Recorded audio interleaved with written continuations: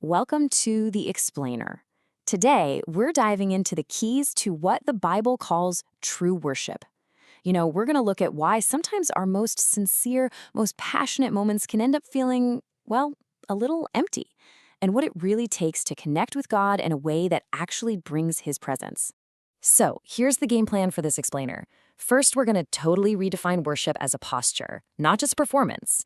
Then we'll walk through three crucial tests: who or what is the object of our worship, the state of the worshiper themselves, and the divine pattern we have to follow. And we'll wrap up by looking at why God is, right now, actively seeking a very specific kind of worshiper. All right, so let's just get right to the heart of it with this question. Have you ever been there? I mean, you're in a moment of worship, you're singing, maybe crying, giving it everything you've got, but you feel like the power, that connection, just isn't there. Why does that happen? Well, we're about to break down the framework that explains exactly why. Okay, let's jump into our first key. And this one really gets to the core of the whole thing. We need to completely redefine what we think worship even is. It's all about our posture, not our performance. This right here is such a powerful distinction. See, we usually think of worship as the stuff we do, right? The singing, the clapping, the giving. But the argument here is that all of that is just motion. It's empty without the right internal posture. The real heart of worship is reverence, honor, surrender, obedience. The activity is only powerful when the posture is right first. And this isn't some new idea. If you go back to the original text, the main Hebrew word for worship in the Bible is shakah, and it literally means to bow down, to kneel, to completely prostrate yourself. It's all about a physical posture that's showing the true state of your heart, an action of total reverence. And here's the perfect example. The very first time the word worship shows up in the entire Bible, Abraham isn't getting a band together for a song service. No. He tells his servants he's going up the mountain to worship by being willing to sacrifice his only son. It was an act of absolute, ultimate surrender. That shows you that true worship, from the very beginning, was about a posture of sacrifice, not a performance. So, if worship is really a posture of surrender, that leads us straight to our first big test. We have to define the object of our worship. What or who is actually getting our attention? The thing is, the Bible is super clear that other things are always fighting for our worship. It could be our belly, our physical needs, our desires. It could be mammon, that chase for wealth and stuff.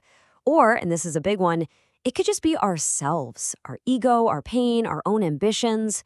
We can be sincerely crying out, but what we're actually worshiping is our need for a breakthrough, not God Himself. And here's the bottom line. True worship has one and only one valid object. Just like it says in the book of Revelation, all the honor, all the glory is directed to Him who sits on the throne and to the Lamb. That's it. Everything else is just noise.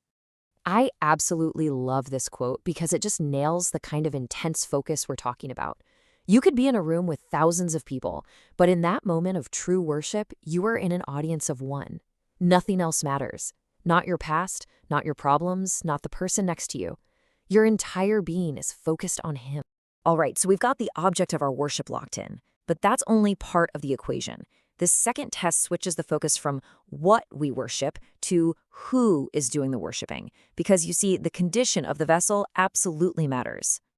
Man, this statement is just so direct, so powerful. It really challenges how we think about worship, doesn't it? A beautiful song on a Sunday morning is great, but how we live our lives from Monday to Saturday, that's the real song. God isn't looking for a weekly performance. He's looking for our whole life to be presented as a living sacrifice. Now, that's worship. So what does that kind of lifestyle even look like? Well, here's a kind of three-point checklist for the state of a true worshiper. It starts with a broken and contrite heart. That's coupled with a continuous lifestyle of surrender. And it's proven by genuine obedience. This is the state of heart that opens up a clear channel for God's power to really flow. And that brings us to our third and final test, the pattern. Now, this idea is a real game changer. The source material argues that God is a God of patterns, and if we really want to experience His glory, His presence, we have to follow the divine sequence He's already laid out. This is such a cool way to think about it. The tangible presence of God, what the Bible calls His glory, it isn't just random. It's like a report card. It's a validation that shows, yep, you followed the pattern correctly.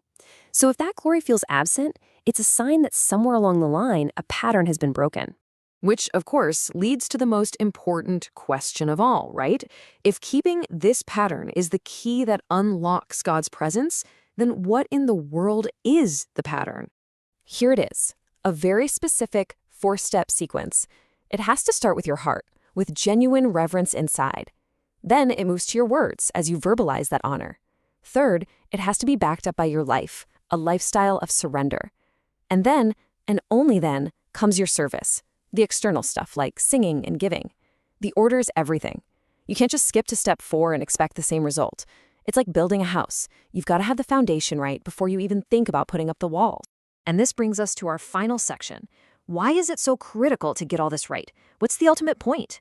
Well, it's about becoming part of a generation of people that God Himself is actively looking for. And here it is. This is the ultimate payoff. When we pass these 3 tests, when the object, our own heart, and the pattern all line up, something incredible happens.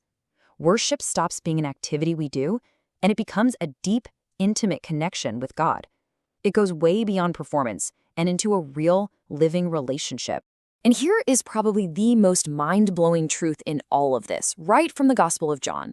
We spend so much of our faith journey thinking it's about us seeking God, but this verse just flips the entire script. It says the Father is actively searching. He's on the hunt for a certain kind of person, those who worship in spirit and in truth, the ones who follow this pattern of the heart. So, we'll leave you with this question to really think about. When you worship, are you just going through the motions? Is it just another activity? Or are you truly, fully present in an audience of one, with the right heart, the right focus, and the right pattern? I challenge you to really think about that, because the answer, well, it changes everything.